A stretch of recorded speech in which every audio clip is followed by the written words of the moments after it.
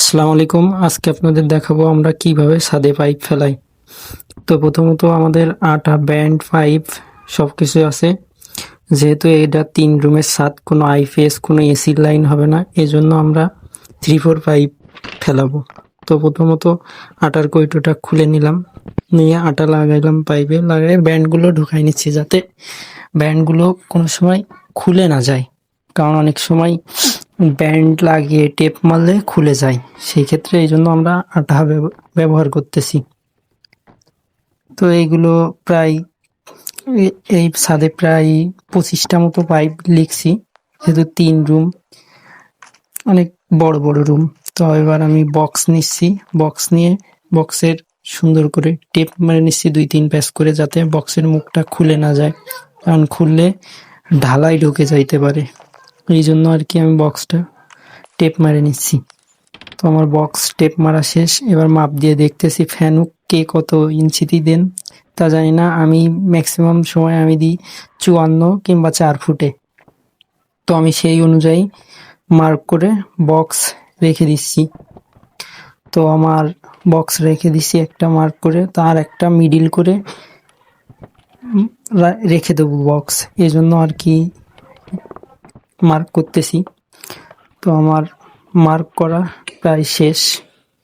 এখন আমি মার্ক অনুযায়ী, যেহেতু এটা ইটের গাঁথনির ছাদ হবে, যেহেতু বিম নেই কোনো, এই জন্য আমি আর কি সেনে হাতুড়ি দিয়ে যে লাইনগুলো ঢুকবে পাইপের, সেই লাইনগুলো ভেঙে নিচ্ছি।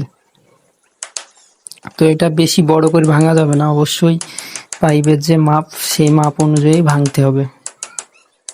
তো আমি সেটা ভেঙে নিচ্ছি। এটা এক পাশ না, এটা চারিপাশে লাইন রাখা হয়, এজন্য চারিপাশে মার্ক করে মাপ দিয়ে তারপরে এগুলো ভাঙতে হয়। তো আমি ভেঙে নিচ্ছি। আর হাতুড়ি দেখছিলাম নতুন হাতুড়ি, অনেক সময় হাতুড়ি বেঁকায় যায়, এই জন্য আর কি একভাব ফলো করছিলাম হাতুড়ি। তো আমার 2 পাশ ভাঙা শেষ, যেহেতু চারিপাশ ভাঙতে হবে। তো এটা দিয়ে 2টা পাইপ যাবে, এজন্য আর কি একটু বড় করে ভাঙতে হবে, তাই আমি আর কি বড় করে ভেঙে নিচ্ছি এটা।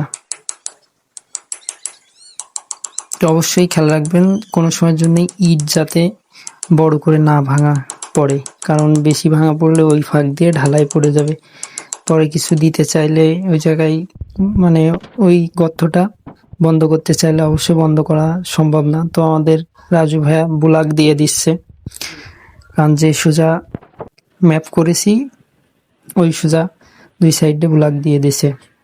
তারপরে আমি দেখছিলাম যে 3-4 পাইপ রডের ভিতর দিয়ে ঢুকতেছে না, তাই আমি আর কি ডাইস নিয়ে হালকা করে বেঁকায় দিচ্ছি রড, যাতে আমার পাইপটা সুন্দর মতো ইজিলি ভাবে ঢোকে। তো আমার বেঁকানো শেষ, আবারও মাপ দিয়ে চেক করতেছি যে আসলে ঠিকঠাক আছে কিনা।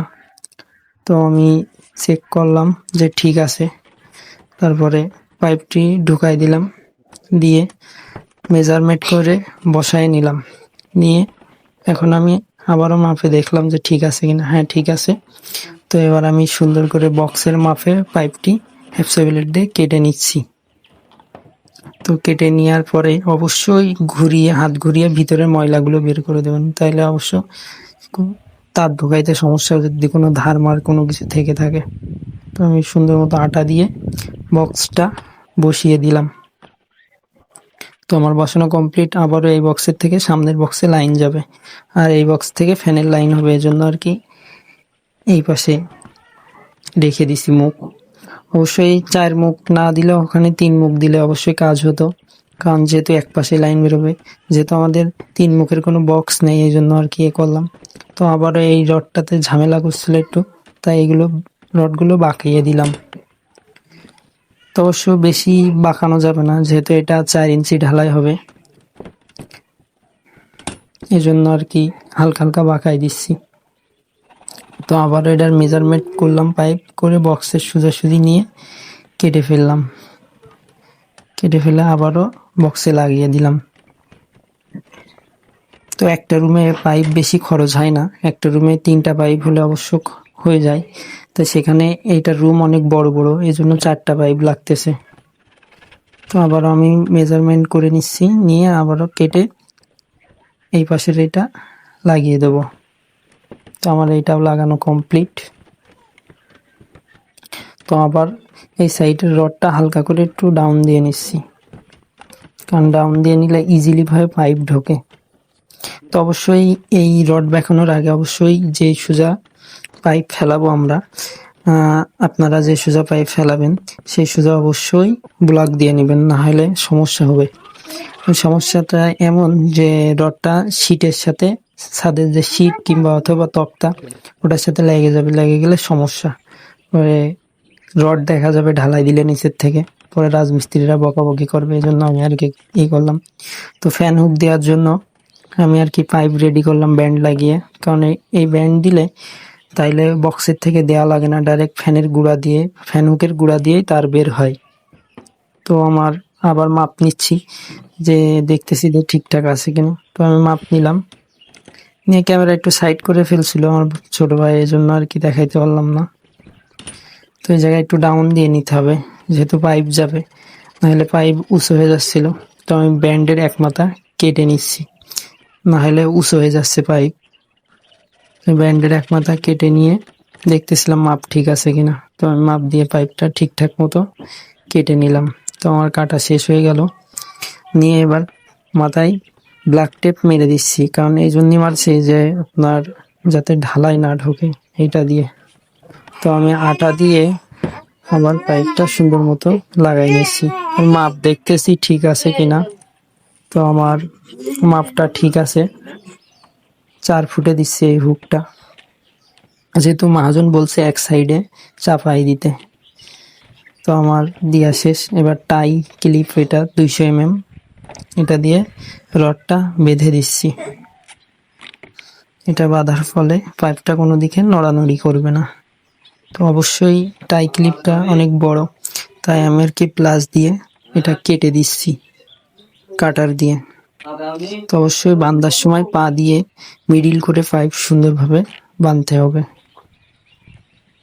তো এটা বাঁধা, শুধু এটা বাঁধলেই হবে না, আরও কাজ আছে এর পাশাপাশি। সেগুলো হচ্ছে এর নিচে কলা গাছ দিয়ে দিবেন, কিংবা অথবা কাগজ দিবেন, ছুলা দেবেন, যে যার মতো বক্সের তলায় দিতে পারে।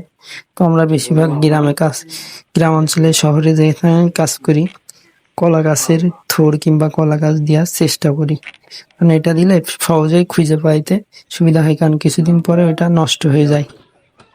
তো আমার কাজটা বক্সের গুঁড়া বান্ধা শেষ। তো এখন আমি ফ্যান হুক কীভাবে দেবো, তো ফ্যান হুক নিচে যে পলিথিন আছে ওগুলো কেটে ফেললাম। তো ফ্যান হুকের যে পলিথিন কাটার সময় অবশ্যই সাবধানে কাটতে হবে। আর ফ্যান হুককে দেওয়া কমপ্লিট হয়ে গেল আমার, দিয়ে এবার 2 সাইডে পাইপ দেওয়া হচ্ছে। এটা দেওয়ার কারণ কি, কেউ কি বলতে পারবেন? অবশ্যই ভিডিওতে কমেন্ট করে জানাবেন। কারণ এটা দেওয়ার কারণ তাও বলে দিচ্ছি, এটা দেওয়ার কারণ হচ্ছে যাতে হুকটা যখন বের করবে তখন পাইপের ভিতরে একবারে ঘুরে যাবে, সমস্যা হবে না। তো এটাতে আরো সহজ হবে হুকটা বের করতে। তো আজকে আমাদের এই পর্যন্তই ভিডিও। তো হুকগুলো টাইট করে বাঁধা দিতে হবে, 4টে করে বান্ডল দিলে অবশ্য ভালো হয় 2 সাইডে। তো আজকের ভিডিও এই পর্যন্তই। আরও নতুন নতুন ভিডিও পেতে চাইলে আমাদের চ্যানেলটি ও পেজটি অবশ্যই ফলো করে দিবেন।